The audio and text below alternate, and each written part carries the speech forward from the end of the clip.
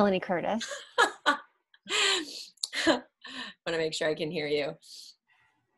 Cool. So we are talking about coaching today and what that's actually like taking, like basically removing the veil, right? Whatever that phrase is. I think it's That's the phrase. What? I think that's the phrase. Is that it? Yeah. Like Peel back the veil. I was like, did I say it? Yes. Yeah. Like what's behind the curtain? Yes. It's a thing because I often feel like I'm not describing it very well because it's difficult, I feel like, to describe what occurs. Like, yeah. You know what I mean? Like it's a weird thing. So I almost want to like have this conversation. So it's I don't know, bigger picture into what we do when we coach people. Like, no. And this past week I had a new client, someone was referred to me. And so kind of was, checking me out and trying to get a sense of like, well, what exactly is it that you do? And like, okay, cause I'm trying to decide like if I should go to therapy or if I should kind of get a coach. And it was great. It was a great opportunity for me to practice explaining to her what the process is actually like and how it is so different from going to see a therapist. Yeah. And it was a great conversation. So I think it's really helpful for people to understand how it's different. I always say definitely promote therapy as a positive experience. Absolutely. Anyone who thinks they need to go to therapy or want to go to therapy totally should. It is so valuable. It is not the same thing as coaching. Like I am not a trained therapist. I am not trained to that level. Anybody that I feel like is beyond my scope of training, I will refer forward. I've done that plenty of times over the course of my career, and I'm happy to do it. I only will ever work with a person that I feel very calm, very intuitively confident that I'm going to be a fit and of service to them. Yep. So that's one thing. If I've definitely worked with people in the past who have therapists and use me as well. So like that is a scenario that totally works for me. As long as they have that level of support, if they need it or feel they need it, then that's cool. But the way that I like to distinguish between therapy and coaching, at least the way I do it, is, and every coach is different. That's the thing. Like the way Pam is a coach is not the same way that I am a coach. We align on a lot of values, but her style will be her style and my style will be my style. So with therapy, I tend to say, well, therapy focuses on the past and there isn't usually a goal setting or an accountability element. The major difference I feel like in life coaching is that, we touch on the past, we look at it so that it informs us and gives us a solid foundation of knowledge for what's up, what you're feeling, what's affecting you, what's potentially driving you or blocking you. And then we use that. And in conversation now and looking at values and all of the stuff that we do in conversations, finding goals that then we hold you accountable to taking new actions to see what you can learn and experience newly from those goals. Does that sound fair to you, Pam? Yeah, totally. And just to build on that, it's like the way that I explain it to people as well. It's like, look, I can tell really quickly if someone's a good fit for me because they're able to actually kind of absorb what I'm sharing and then apply it, right? And like start to actually take the action. And if someone isn't able to kind of take those actions, then I know they need more support. And it's a mind, body, spirit thing, right? So some people may be stuck with some mental health issues that will be blocking them and they need more support than I would be able to give. And I can usually feel that very, very quickly. Right. And refer someone back. Because either people can kind of take what we're coaching them to do and do it, or they can't.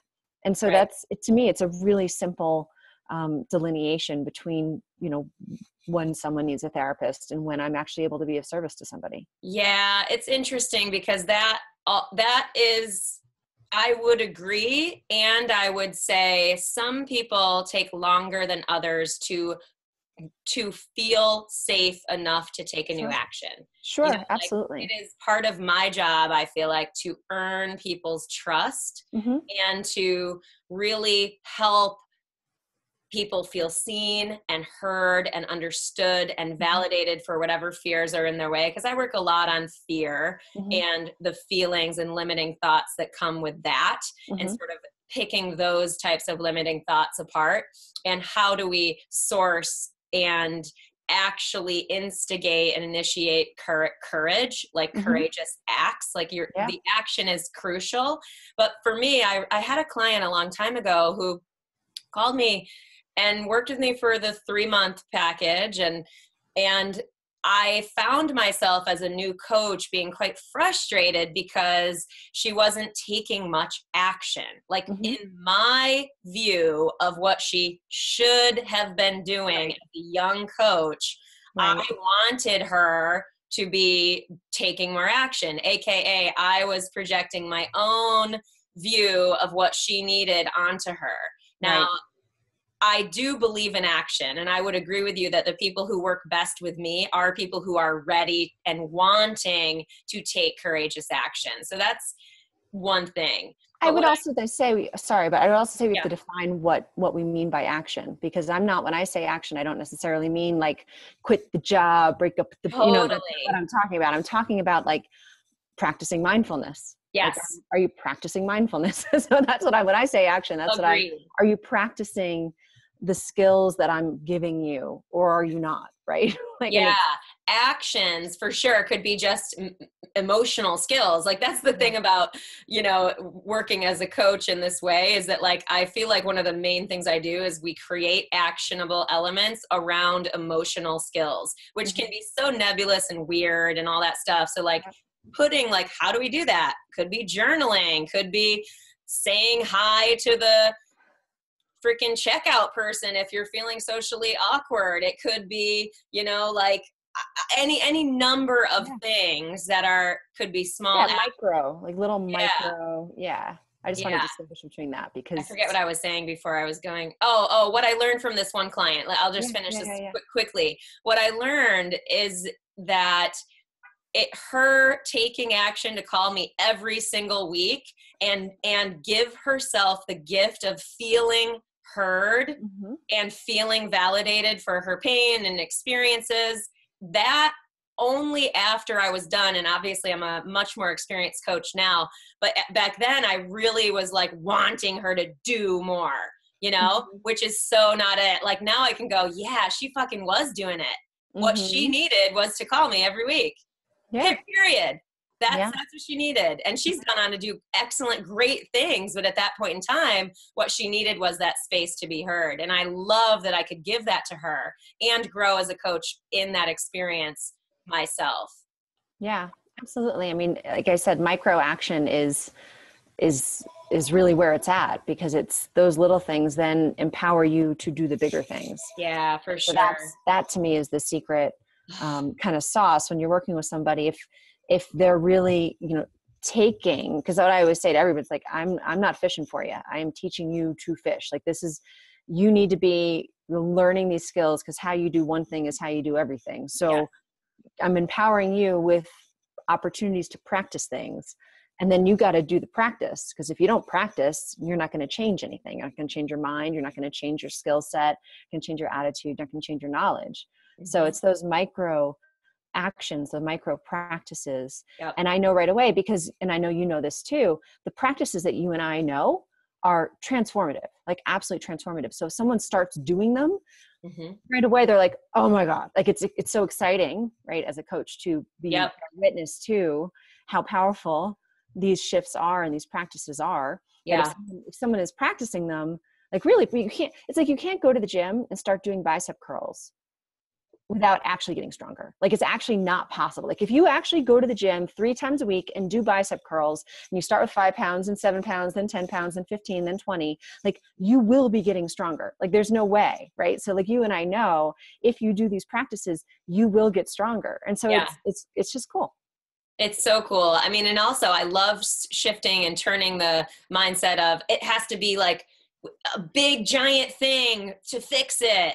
Like I honestly, like it makes me think of, and I go back to the comedy thing a lot, but like I watched this documentary called Dying Laughing. I might have mentioned this before. I think I did on a previous thing, so I'll make this really short.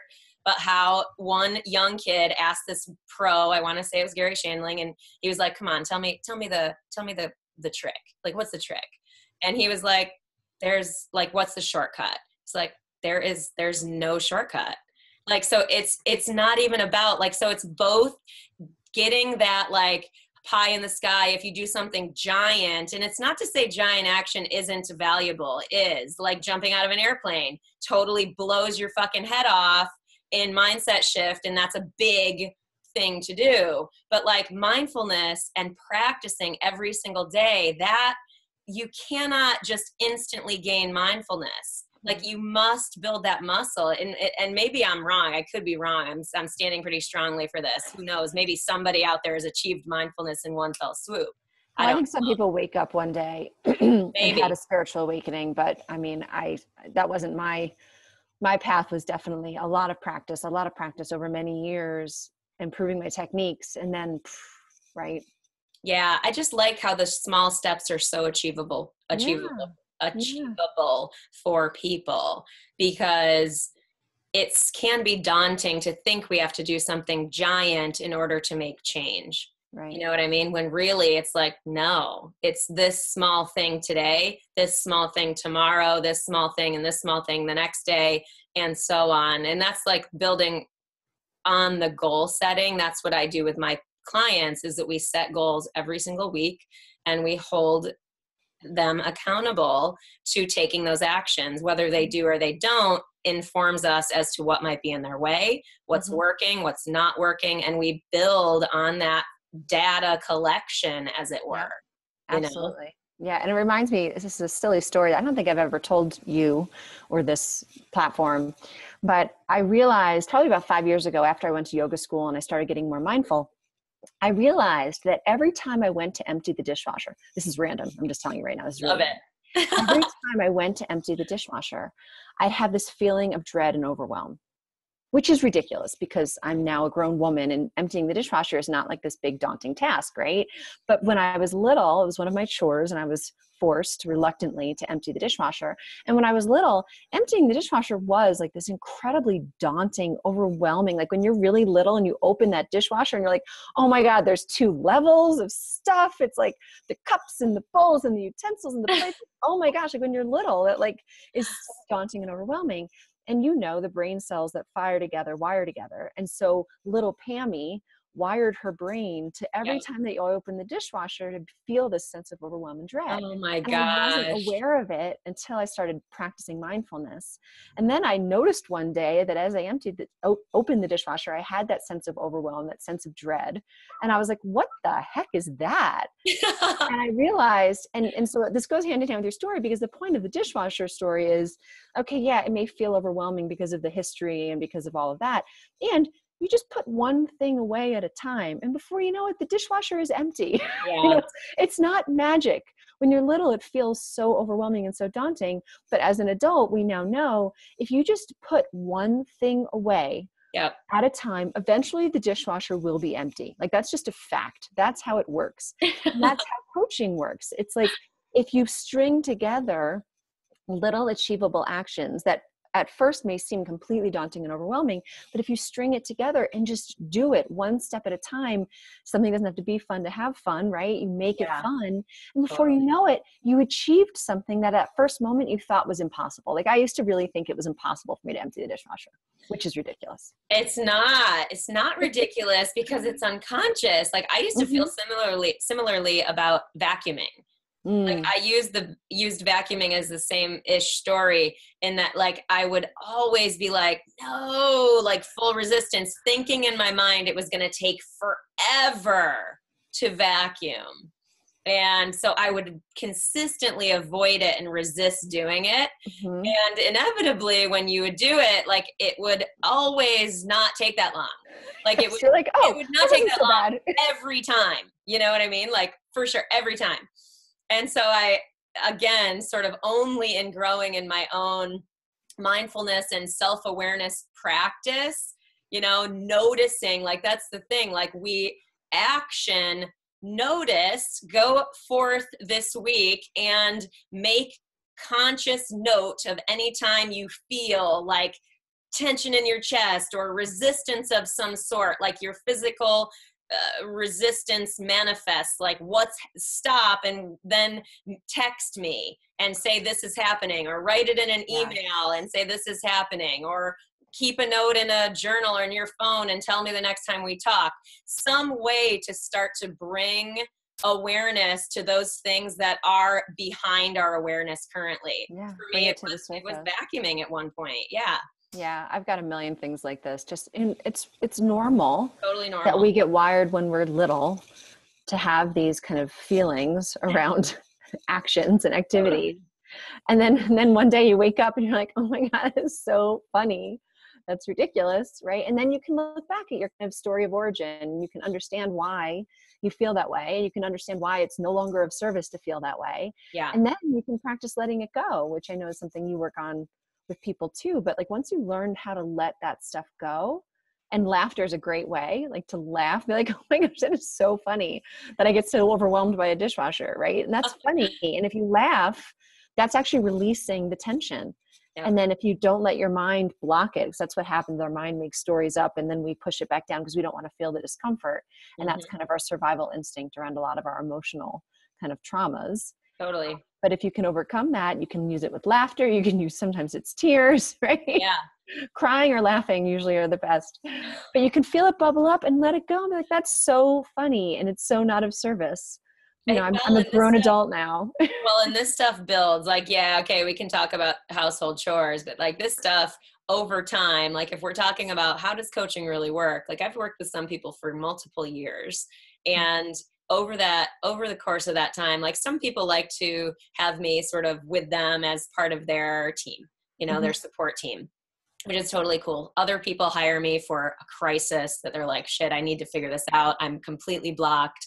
I'm in sort of a major time of uncertainty and I just need help clarifying my direction. Like that's a big part big reason why people hire me. But yeah, other people. So, and over time we uncover, it's like it's peeling the layers of the onion, which sounds kind of cliche, but like if we start with vacuuming and we have some success and Mel doesn't think I'm a total idiot for opening the dishwasher being overwhelming to me, oh, she validates me, she actually makes me feel like that's totally normal and I believe her.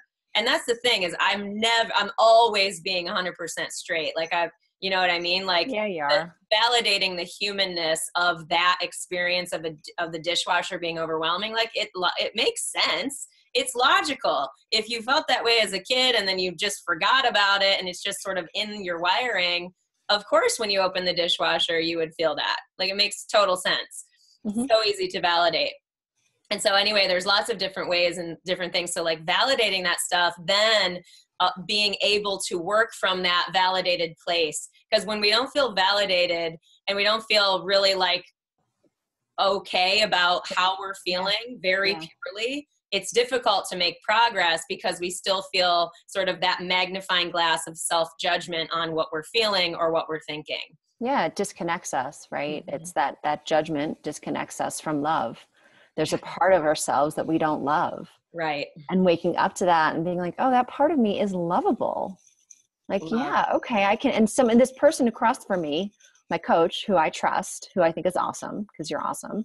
that awesome person, Mel, loves that part of me and is reflecting back to me that pure acceptance and love of this strange part of myself that I didn't love before that now I can love too. 100%. And the love, this is more my style, right? The Pam style. No, it's true. I do that. Oh, 100%. Love, right? Because that's how when we're like, wait a minute, I can love that. And loving it unlocks kind of the connectivity and allows it to flow and allows it to get unstuck. So true. So kind of reconnect with our power. And it's all, you do it in a more kind of, I don't know, your style is just so much more, I don't know, not, you just speak in words that make more sense, I think, to the average person. And I'm more like, I had this whole spiritual awakening thing. And so I speak more around love because that's what it boils down to me. And so, but both of us kind of do, the same things for people. It's just like learning to love yourself and accept yourself so you can be unblocked and you can go out and make magic happen. Yeah. Oh, it's definitely love. Don't you worry about it. I may Yeah. not say Yeah, that. no, I know, you know, I you do. just have these great words for it that I'm like, no, it's just, I just call it love. Well, I mean, I do call it love too, but I'm very much about the way that I validate is very specifically. The most powerful validation comes in details. Oh, of It's like, course, of so how course. do people feel seen and heard and loved Mhm. is that they feel like you really, like, so I try to deliver as many details as possible, and the person can correct me if I'm off point, if I'm Yeah, reflecting. well, that's validation. I mean, the practice of validation is such an important, powerful practice. And, there's the 6 levels. I feel like we've talked about that before, but it's the practice of validation is so key. And that's kind of the reflection back. So we can see the parts of ourselves that we're currently blocked, because that's the whole point, is that we're blocked. And when we're blocked, we're stuck. And so Mhm. when we have someone that we trust that can kind of reflect back what it is that we're stuck with, that kind of empowers us to get unstuck and flow. Yeah, definitely. It's funny you talk about the love thing. One of my clients, his name is Rich Heller. He always tells me to say his name and share him. So I do now, because Uh-huh. I'm very protective of my clients' confidentiality, because that's a big thing. But Sure. he's like, I don't know why you never share about me. Like, please, like, tell everybody. I'm like, I love okay. him. I'm like, okay, well. So he's amazing. And what's so awesome about Rich is that we met through not skydiving. We met through sort of like an entrepreneur group, and we did not know each other. He was just sort of looking for coaching, and I don't know, just decided to do a sample session with me and this and that. So it was not like he knew me. Really didn't know me. And he told me, after we ended up working together for multiple years, and I just love him so much. But like, one of the things that he reflected back to me at the beginning, like after we knew each other and he really knew my heart, like he knew that it was like real love for him. Yeah. You know what I mean? As Mhm. someone that I was working with and caring for in my life as a person and human being and friend. Sure. So anyway, he told me, like, at the beginning, I was like, is this like chick for real?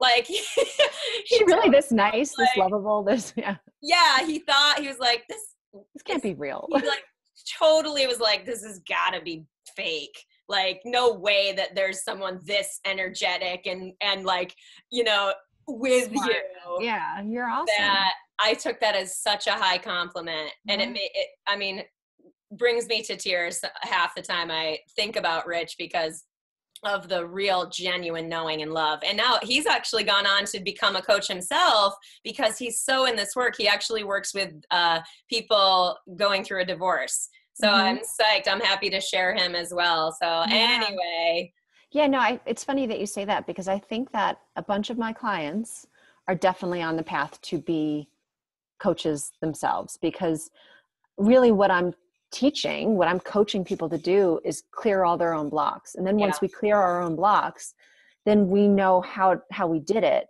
And then we can then go and be of service in that way for others. yep, And that's, there's really no more powerful gift we can give than to help other people get in touch with their own authenticity, their own gifts, so they can then show up and be of service in that deep, authentic, purposeful, passionate way. yeah. It It's ripples. so it's It's an so ripples. It's an honor. I feel truly honored. I say this a lot, but I mean it every time. Like, this is how I feel. Like, I feel deeply honored that any person would allow me into their lives and themselves at the level at which they allow me to be there for them. Like, Yeah. that makes me want to cry. I'm not Yeah. going to. I'm going to keep it together. But that is serious. It's Oh, it's amazing. beautiful. It's Yeah. beautiful. I know And I you and can I share equally that. say I'm that grateful for my coaches and therapists and all of the people that have been there for me in this similar way. Yeah. So It's valuable. humbling, and it's so beautiful, and it's so powerful. Yeah. We could talk forever about this. I know. I love you, honey. I'm so I proud of you. You love do you. such great work. You're Oh, such a gift. You're ditto. such a gift. It's gotta be